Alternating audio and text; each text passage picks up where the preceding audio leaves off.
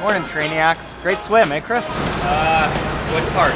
The whole thing. Oh, yeah, for sure. Yeah, absolutely. Totally good. So, gang, I felt like basically a brand new swimmer there. According to the watch, it was 3,600 meters, more like 3,000 meters. That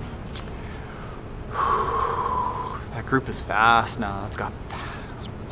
So considering how much of a noob I felt like, it got me thinking in between holding back barf, what the 3 biggest mistakes the new triathletes make when they start learning how to swim. And I got some simple fixes for them. As always, just a wealth of knowledge here, gang. All right, guys, inside. Inside's really cold. Whoa. Minus 19 Celsius plus a wind chill.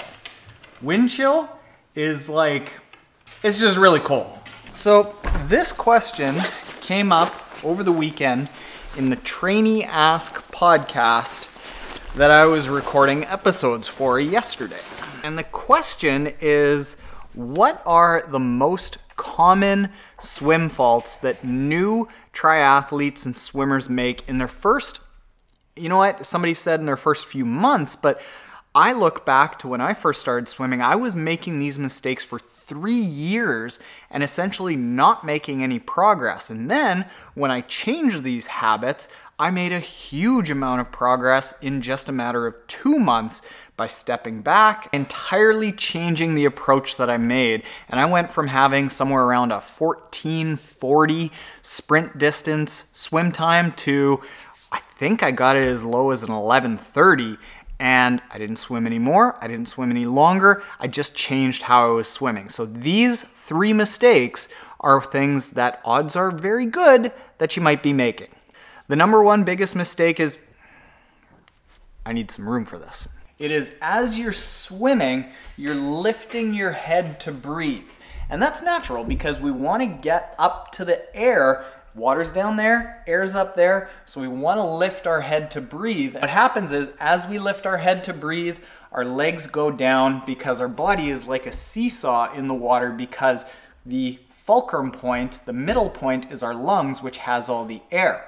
And what you want to do is, when you're swimming, to get your breath, instead of lifting your head, you just want to turn your head. Think of your body like a pig that's being roasted, and you're just turning along the long axis. And when you turn that way, water is going to cascade around your head, and you're going to get a little pocket of air right there that you can grab instead of having to lift your head all the way out to grab that air. And the drills that you want to do to learn how to do this properly are things like the corkscrew drill. Drills that teach you how to float across the water, and once you're floating across the water, then you just need to turn to grab that breath.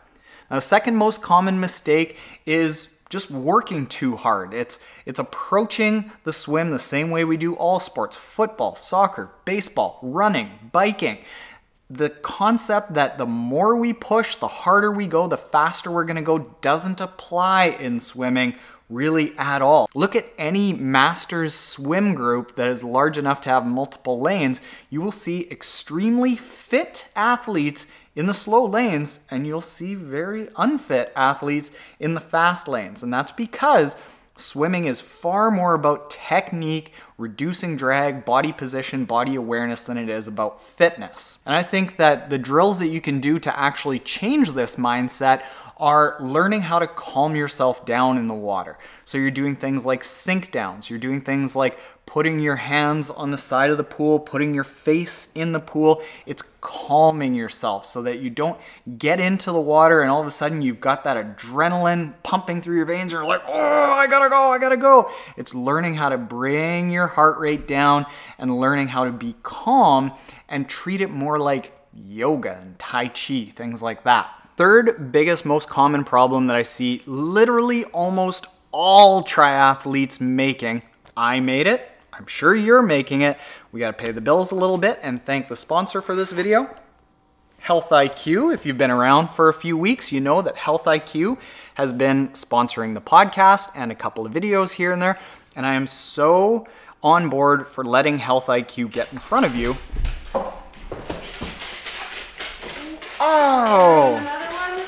And the reason for that is Health IQ is a life insurance agency that they have structured their company in such a way that triathletes, swimmers, cyclists, runners, vegans, basically us, the people that take care of themselves, can get as much as a 25% savings on their life insurance. And being a former investment advisor, that used to grate my cheese, that people like me that used to take care of myself, we would have to pay basically as much as the burger and fries sitting on the couch guy. Like, I was essentially subsidizing their life insurance. That is not the case with Health IQ. So yeah, totally on board with them. If you want to get a quote and see if you can actually save on your life insurance, go to healthiq.com/Taren.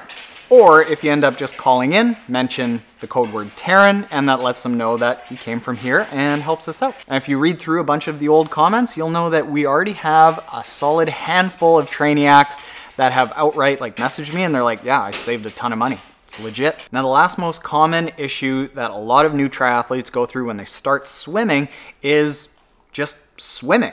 When you start swimming, even if you swam as a younger person, like you went through Don't Drown Level 1, Don't Drown Level 2, it's going to be completely foreign to you. We spend all of our day upright in the air, and all of a sudden we're expected to be horizontal, face down, in water, and people will go in and they'll just start swimming and swimming and swimming and swimming, and you're not going to make any progress as a swimmer or triathlete if you just go in and swim, because you're not focused on getting comfortable and all the technique. So what I would recommend to every single triathlete is, before you go and join a master's program or go and just start swimming on your own and thinking that you're going to be building up endurance and getting better as a swimmer just by putting in more time, spend a bunch of time doing drill work in the pool, getting comfortable, building the foundations to become a good swimmer. And I can guarantee that if you spend even just as little as 2 months doing that,